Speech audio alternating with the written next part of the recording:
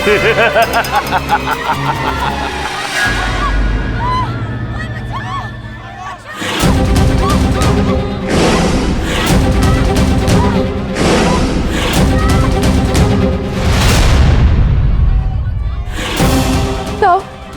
सब क्या हो रहा है? हमारी प्रजा रोगी होती जा रही है। राधा, तुम्हें इस समय महल के भीतर जाना चाहिए। देखो, द्वारका में इस समय किसी ज्वरासुर का प्रकोप फैला हुआ है और इस प्रकार इस रोग से सबको बचा पाना अत्यंत कठिन हो जाएगा, असंभव हो जाएगा।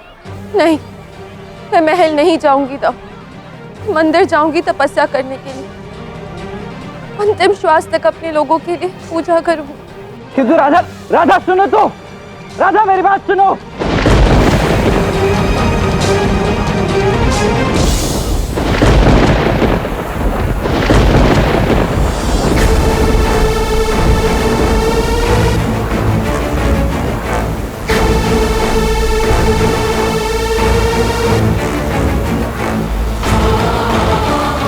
इस असुर के प्रकोप से द्वारका वासियों को बचाना होगा। मुझे कुछ करना होगा।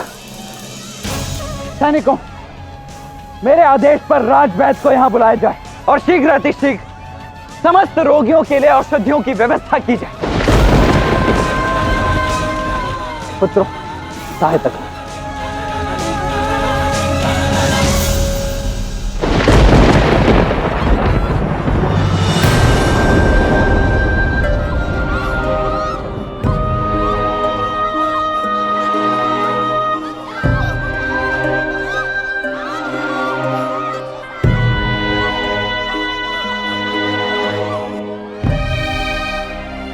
समस्या अत्यंत गंभीर हो गई। किसी प्रकार से अलक्ष्मी का सामना कर उसे यहाँ से निष्कासित नहीं कर सकते क्या हम? नहीं था।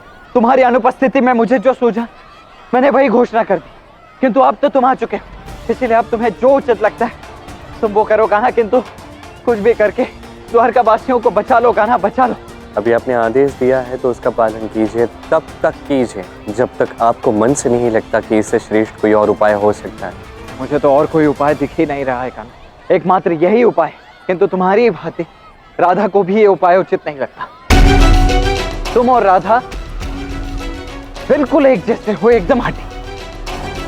मेरी बात को अनसुना कर अपने प्राणों को संकट में डालकर वो मंदिर चली गई है कान्हा। अब तुम ही जाओ और समझाओ उसे। दाऊ, राधा केवल द्वारका का कल्याण चाहती है।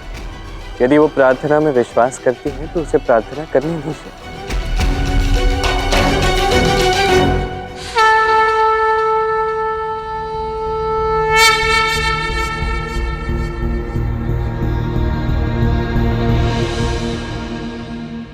हे महादेव, माता पार्वती, आप तो द्वारका के रक्षक हैं। आपके होते हुए कोई विपदा कैसे आ सकती है द्वारका पर? कृष्ण ने भी कह दिया कि वो इस विपदा का सामना नहीं कर सकता, और ये बात मुझे और असहाय अनुभव करवा रही है। अब आपको ही द्वारका की रक्षा करनी होगी। तुम असहाय नहीं हो राधा, अपितु इस अंधकार के समय तुम ही एक आशा की किरण हो। अपने प्राण दांव पर लगाकर यहाँ द्वारका वासियों की रक्षा के लिए तुम प्रार्थना करने आ सकती हो, तो उस अलक्ष्मी का सामना भी तुम कर ही सकती हो।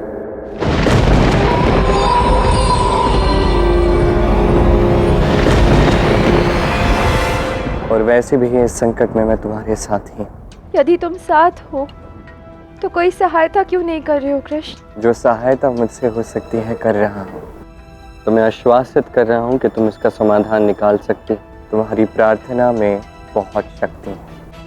झूठ कह रहे हो तुम।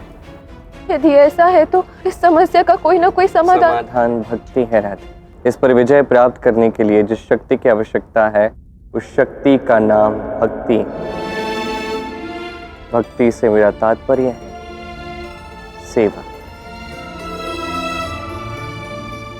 तुम क्या कह रहे हो कृष्ण? मैं कुछ समझी नहीं। सेवा ही सबसे बड़ी प्रार्थना है राधे। किंतु ऐसे भयावह वातावरण में कौन निकलेगा सहायता करने? कोई भी अच्छा कार्य यदि स्वयं से प्रारंभ किया जाए तो वो रुकता नहीं। स्वार्थ से नहीं, परमार्थ से महान कार्य पूर्ण होते हैं। अब आज से हमारे राज परिवार से प्रतिदिन 2 व्यक्ति सेवा हेतु आएंगे और जिन्हें भी सेवा की आवश्यकता है ये उनकी सेवा करेंगे। इससे निश्चित रूप से हर एक द्वारकावासी को प्रेरणा भी मिलेगी और वैसे भी इसमें मैं तुम्हारे साथ ही होना था। उचित कहा कृष्ण, हम सेवा करेंगे तो अवश्य ही महादेव भी प्रसन्न होंगे। हमें इस कार्य में विलंब नहीं करना चाहिए। कदापि विलंब नहीं करना चाहिए। यहाँ से बाहर निकलते ही जो पहला रोगी हमें दिखेगा उसकी सेवा से ही हम ये कार्य आरंभ करेंगे। तो आज मैं राधा ये संकल्प लेती हूँ कि मैं इस दीप को तब तक प्रज्वलित रखूंगी जब तक द्वारका का एक एक व्यक्ति इस रोग से भयमुक्त ना हो जाए और इस सेवा के कार्य में ना लग जाए। मेरे साथ जब समस्त द्वारका का एक एक व्यक्ति इस कार्य में नहीं लग जाता, मेरा संकल्प पूर्ण नहीं होगा। मानवता पर पड़े इस संकट को संकल्प और सेवा से पराजित करेगी हमारी ये द्वारका। उचित कर, अलक्ष्मी को पराजित करने का यही सर्वश्रेष्ठ मार्ग। द्वारासुर ने मेरे आदेश पर आपकी प्रजा में इतना भय व्याप्त कर दिया है कि मनुष्य स्वार्थी हो जाएंगे। उन्हें अपने प्राणों को सुरक्षित करना है। अब असुरक्षा, क्रोध, द्वेष, ईर्ष्या उपजेगी। द्वारिका नगरी का समस्त पुण्य समाप्त हो जाएगा। तब होगा द्वारका में मेरा वास।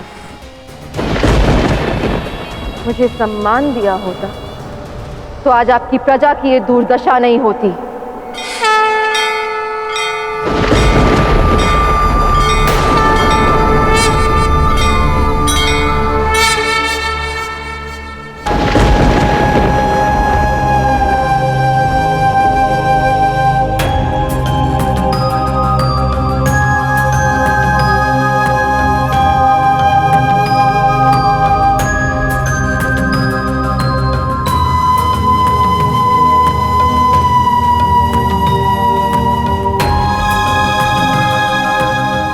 तो अंततः आप आ ही गए मुझे मेरा अधिकार देने। अधिकार दिया जाता है, छीना नहीं जाता। तो तुम यहाँ अधिकार छीनने आई हो लक्ष्मी। जब मांगने पर ना मिले तो उसे छीनना आवश्यक हो जाता है। लक्ष्मी राधा के रूप में मेरे स्थान पर विराजित है। अब कह दीजिए राधा कि वो आपके साथ निभाए हुए सभी प्रेम प्रसंग भूल जाए, आपको छोड़कर यहाँ से चली जाए। कृष्ण को छोड़कर राधा चली जाए, कभी नहीं हो सकता लक्ष्मी। कृष्ण राधा का, राधा कृष्ण की है।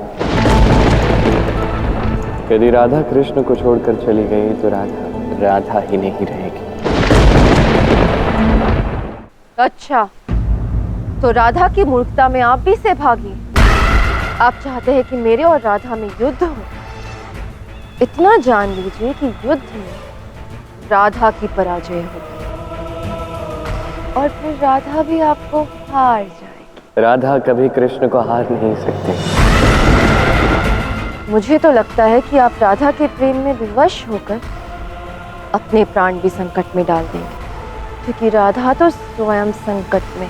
उसे तो मैं जीवित रहने ही नहीं दूंगी। पाताल लोक के अंधकार से तुम्हारी बुद्धि व्याप्त हो चुकी है, अन्यथा राधा कृष्ण के प्रेम को समझना इतना कठिन नहीं है लक्ष्मी।